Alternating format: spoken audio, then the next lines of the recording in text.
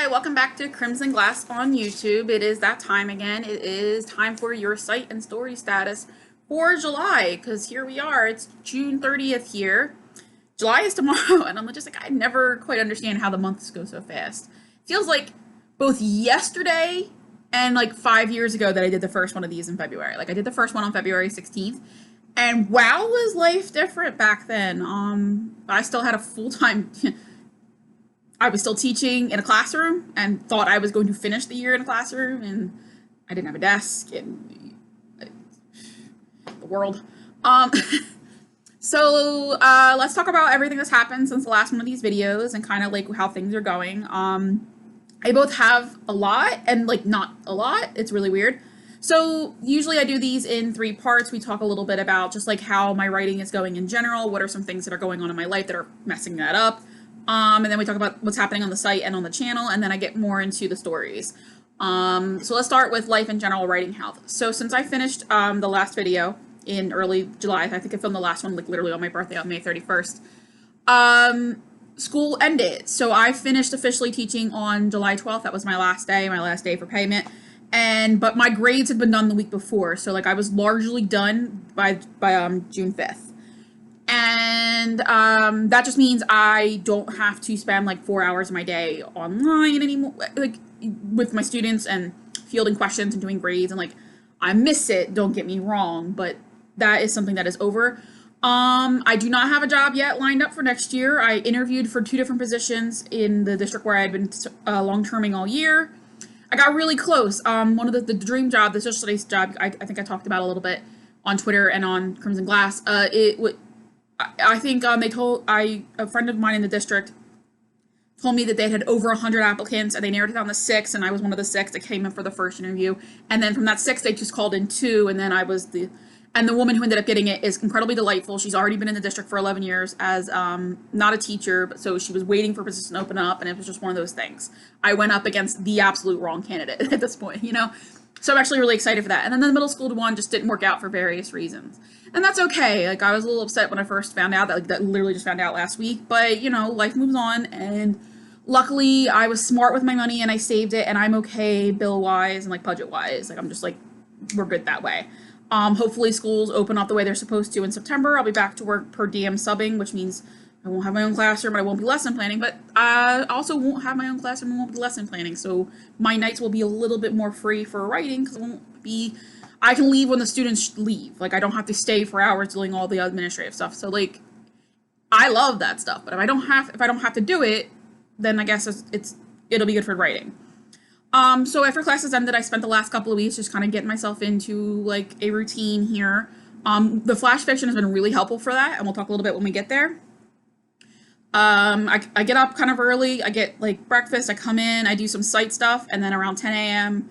I do my flash fiction, and then after flash fiction is done, I stop doing work. I come over and I do some reading. I've been organizing my bookshelves because I have a huge physical library, but like I don't even remember what I own anymore because a lot of it is, I didn't have a lot of room before I moved, and it's all been boxed up, and like I don't know the condition, and I just want to like get it organized. So I've been working on that, just doing a lot of reading, and then around 1, 2, 3, depending on the day, I come in and I write Mad World, and I'm usually done everything for the day at 5. I go down, make dinner, and I relax. So I have my schedule, especially with work in quarantine. I live in New Jersey, and we are both slowly opening up, but we are supposed to start going in dining, like you could go into a restaurant and have food this week, but they have backtracked on that, which is fine. But retail stores are open again. I got to go to Barnes & Noble for the first time. I didn't touch anything because like they don't want anybody like to mess with things, and like it was really weird. Like I didn't realize how much I depend on being able to pick up books, look at them, and flip through them to buy them. So, but it was just nice to kind of leave my house. I had my mask on, just the way you are. I'm still like anxious about larger gatherings, but like one-on-one retail where I have all the space and like I feel a little better about. I hope everybody else is doing well, especially you guys who are living in the States where things are starting to spike. Good luck. Wear your masks and just do follow the social distancing and all the stuff we've all been trying to do for the last, 4 months. One of the other things I like to do when I finally get done school is I want to get back into reading. And if anybody watched my my video when I did the unboxing of the Ripped Bodice Care package and I went through the books I had received. I got a book, and let me go grab it real quick because it's actually right here. So I got this book by Deanna Raybourn, and it's called A Curious Beginning. And if you watch that video, you can actually see me be like, oh, okay. It's written in first person. It's got a romance that's more mystery than romance, and I was like, yay! I definitely did not look excited, and then I read it. Oh my god, it's so good.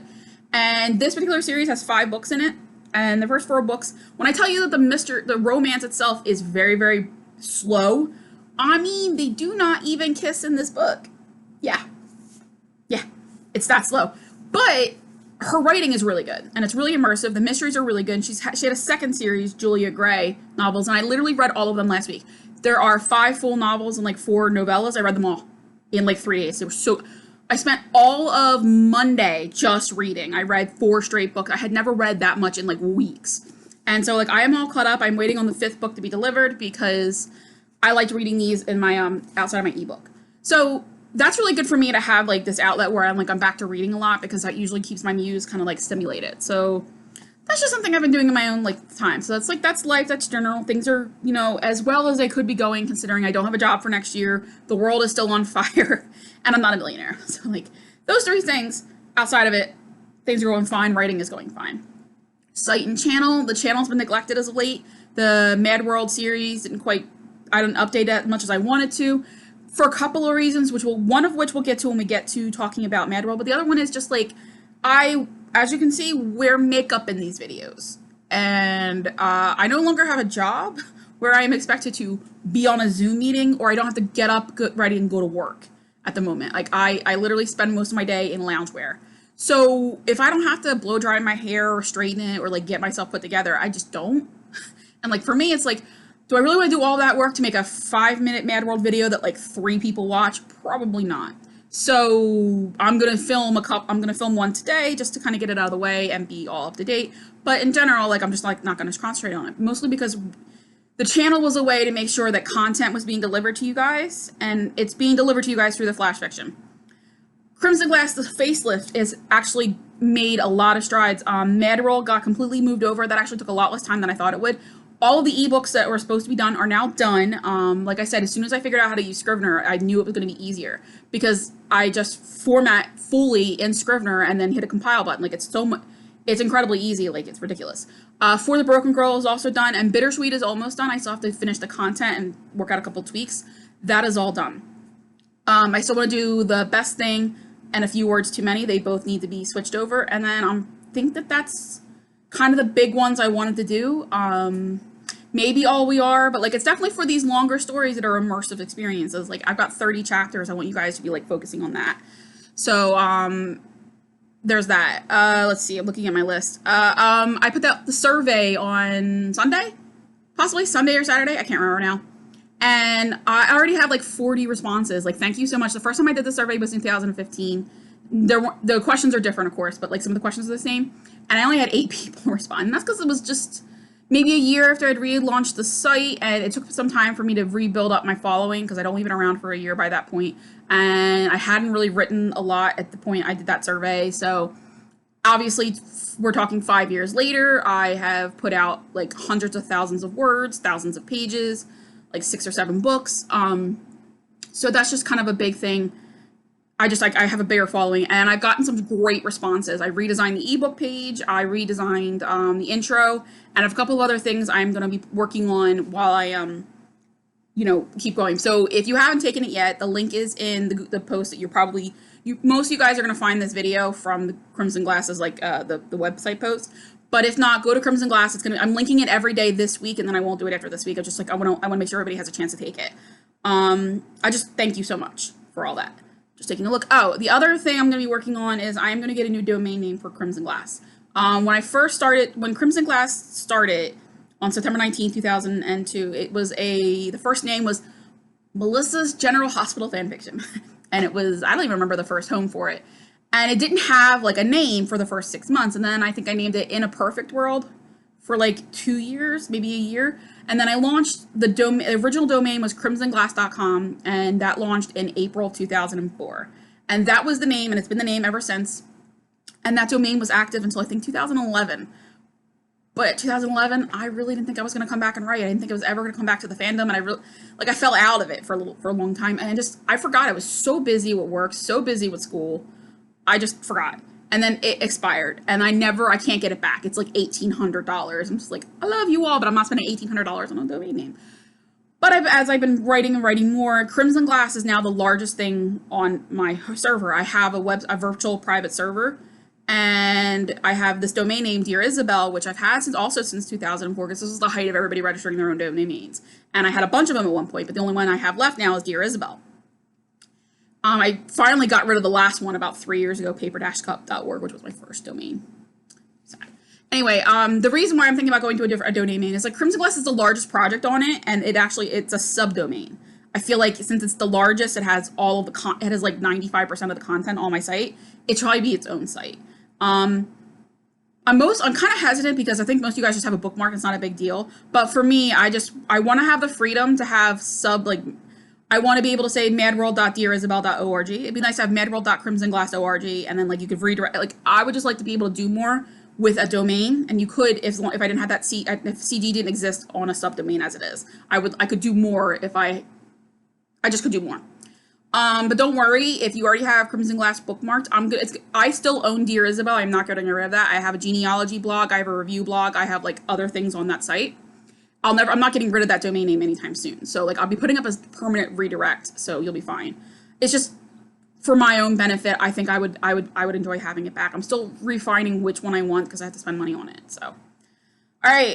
So that's site and status and everything. I didn't mean for it to take 11 minutes, but I told you Crimson Glass I've been doing a lot this month. I know it's just even though we're all in quarantine, a lot's going on with me.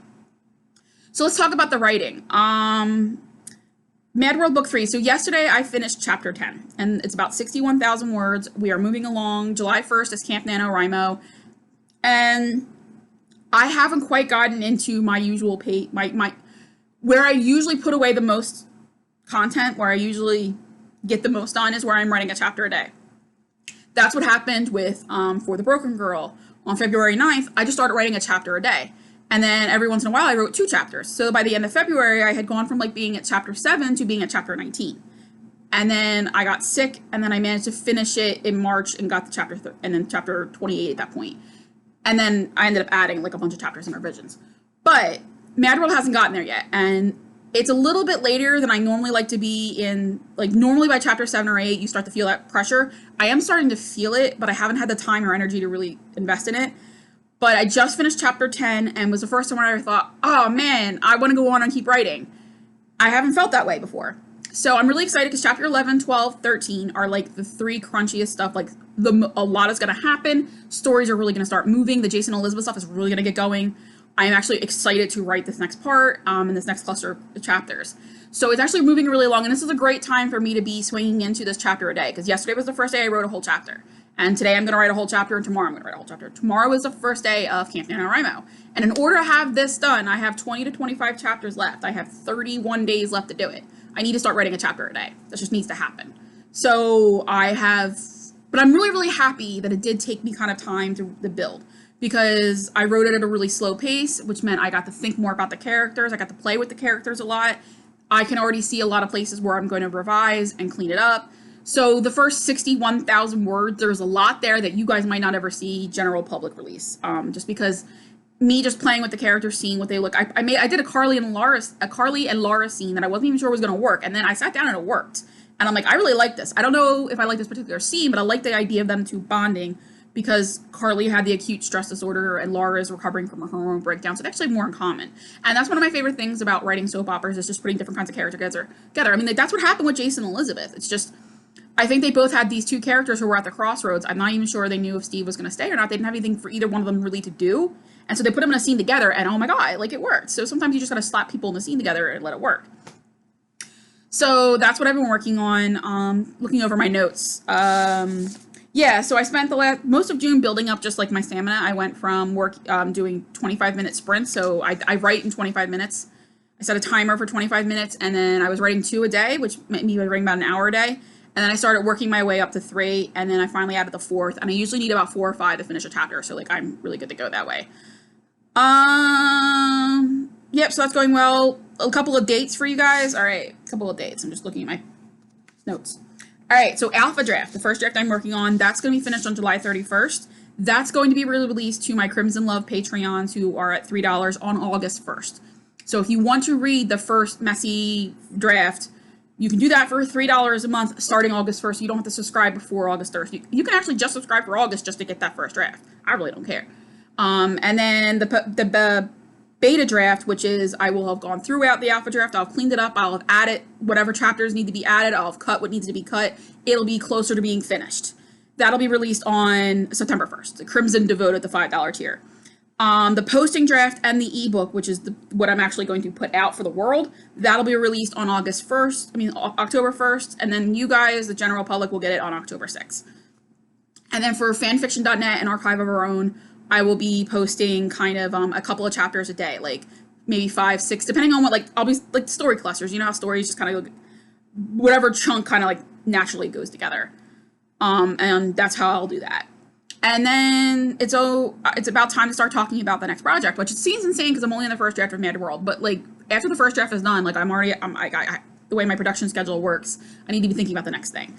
Fool Me Twice is next. I'll be spending 2 months in Discovery so that I can avoid that whole let me do an alpha draft at the same time I'm doing revisions, because that did not work for Mad World. No, ma'am. So I'll be doing Discovery in August and September, and then October and November I will be doing the alpha draft, and I'll be editing by December 1st, which means you will be fine to be getting your edition sometime. The release will be sometime in February. So everything is on track. We are moving along just the way I had planned. I always knew that most of my stories do take a little time for me to kind of get myself into it. And it's just me playing with the characters, getting into the rhythm, figuring out what are the themes, what am I really writing about? Because you can plan everything, but until you sit down to write, you just don't know. So it usually takes me about a month to get to that point, and then that second month of writing is where I go. So we are here. July is always my Mad World month. I always finish the book in July, so I'm excited to see if we can keep doing that this month. And the last thing I want to talk about is flash fiction. So I said in my last video I was going to be adding it, and I was originally going to be adding it 3 times a week. What happened is that I ended up dropping the rest of Broken Girl kind of out of nowhere. On Wednesday I posted a chapter, and then I realized they're going to start hating me in about 5 seconds. And I decided on Friday I just posted the rest of the story. What that meant is I no longer had something for you guys every single day. So I decided, okay, let's do flash fiction 6 days a week. And that's actually been really helpful. And this is one of the ways I said I would talk about how it's helped my routine is one of the I don't write really well early in the morning. I can't write in the morning for long stretches. It's not in my wheelhouse. I usually write better in the afternoon or in the evening. But sometimes it happens is I get tired, or I get just something happens and I just don't get on the schedule. And if I get to 3 o'clock and I haven't started writing, I'm I only want to write. And then I just don't write. It's just my brain is weird that way. But what flash fiction has actually been able to do is I sit down and I'm writing by 10. And by the time I get to 1, 2, or 3 o'clock, I'm I've already written 1,000 words. I'm ready, I can write. So it jumpstarts my muse, it jumpstarts my creativity, but it also lets me work on 2 different projects a day, which is kind of fun. I get to, unfortunately, I'm not writing anything super fluffy in my flash fiction, but what are you gonna do? It's been really helpful to keep me in the game. And I'm really happy I found a way for flash fiction to work where I feel like I'm doing something interesting and you guys are enjoying it. You guys who are reading it can I hope you can read it and note it and see that it is definitely being written at 20 minutes a pop, maybe 22 on days where my scene's not quite there. Believe it or not, I do, because it's not a contest, it's my own flash fiction. I will, if I'm not quite at an ending part, or I'm not at a cliffhanger, I'll keep writing for 2 or 3 minutes. It's natural for me. But I think you can tell, I don't edit those. There are timeline mistakes or character mistakes. I decide halfway through what I'm going to do. Stories take different turns. You guys inspire different things. And I hope it feels as messy as it feels writing it, because they're messy and they're supposed to be messy. The great thing about it is I do plan on taking them, revising them, and then I'll have more content for you guys, and you guys get to kind of be part of the development process. When you guys read the flash fictions, my God, tell me what's working, tell me what's not working. If you don't like something or you want to see this go, tell me. I will. There is an Everlasting Love, which was my Western historical romance. You guys are obsessed with Cameron's paternity. I'm I wasn't. That was never going to be a thing. But you guys were like so obsessed, and I'm like, well, they want to see it. Let me play with that, and I did. And I think Desperate Measures, you guys kind of were like pushing me to not have it, like kept wondering who killed Franco. I'm like, well, isn't it kind of clear Cameron did? Well, no. And then like, spoiler alert, he didn't. And maybe Elizabeth didn't either. So like that, it makes me play with it more than I might have if I had just stuck to my original idea. So please, by all means, when you're reading the flash fiction, tell me what you think. Tell me what you want to see next. I will keep it in mind either for the rest of the flash fiction series or in revisions. So thank you for that. I am planning to continue writing daily flash fiction till August 23rd because if I get up, because I don't know yet because we haven't gone back to school, I might end up with a long-term assignment, and I don't want to promise that we can. And that Monday, that August 25th or whatever, that kind of week, that's usually when schools go back for like professional development and all that crap. I might still end up having a job, so I don't want to like promise I'm going to keep writing until September 1st. So August 23rd is my hard, like, at this date, we're going to reassess where we are. And at that point, so I'm not going to necessarily replace a series. I only want to have 2 series going at a time because then I can do it twice a week. And I want to see what my schedule looks like. I'm not ruling out doing daily flash fiction. I'm not ruling it out doing it on the weekends. Like, I'm not ruling anything out. But until I get back to school and see what my schedule's going to be, like, I just don't want to promise you guys anything. But summer, here I am writing. Let's see. I think that's everything. Yes. So, that's actually not too bad. It's right where I needed to be. So that is your June Sight and Story status update. It's kind of exciting for there finally to be something to talk about. I feel like the first few times I did this, it was just Brooklyn Girls coming, guys. I promise you guys are going to read it one day. I'm like, now you've read it. And Mad World's coming along, and I'm like really excited that my Patreons are going to have it on August 1st. I put up an excerpt, and you guys, like, it was a fluffy excerpt, which was kind of fun to write. And there's flash fiction. So, like, I have written so much this month. Like, it's crazy how much. In addition to the 61,000 words I've written for Mad World, like, you think I've got 3 stories going along. I got 4 of them now, actually. I'm doing that one, the second one, the last one, random. And it's kind of crazy to think that I have written almost 80,000 words when you count all the parts together in just 1 month. Like, that's a lot. And I'm like really excited by that because, like, the first week I didn't write almost at all. The only thing I did write, I think, was the flash fiction. So thank you guys for subscribing. Thank you for all the support you guys give me on Patreon and then the donations and on PayPal. That is going to be the difference between me having to get. I was really nervous to not have a long-term job.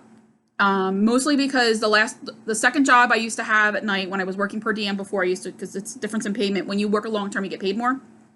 Not like a crazy a lot, but just like enough. And when you work per diem, you make less. And I used to work a night job. You guys remember I used to tutor at night. I didn't make a lot at it, but I made just enough to make sure that I had groceries and that I could put gas in my car and like buy the random book. What I make on Patreon and what I've gotten through donations has actually made it so I will not have to go, as long as if it stays relatively level, I won't have to get a second job, and I'll be able to write at night. So that's great, and that's because of my Patreon support. It's because of the PayPal donations. Thank you so much. And if you can't donate, that's totally fine. The fact that anybody can donate in this time we are in, thank you. I know as someone who I have had to decrease, like I love to subscribe as a Patreon to people that I support. Like, I have so many people, custom content for The Sims, podcast creators, YouTube like people who keep me entertained. I like to give back, and I've had to decrease my own donation. So the fact that anybody continues to donate and like on the scale that you guys do is amazing, and thank you so much. It's one of the reasons I am working really hard to make it worth your while. I think the last month has been like the most fun I've had writing in a couple of years. So you guys are part of that. Thank you for everything you do. This couple's not been on our screens the way that they deserve to be in 10 years. In fact, we're in 2020 now, y'all. It's been almost 12 years since the courtroom breakup. We are still here, and you guys are still supporting me, and I thank you for that. So, the next time we talk, Mad World is going to be first drafted and done. That's so exciting. I'm really excited to see where it goes, and I'm excited to put Mad World away for good. And I'm excited to get into the next thing. But especially Fool Me Twice, because I know Kimmy's been waiting for that one. All right, have yourselves a great July. I will see you guys on August 1st. Bye.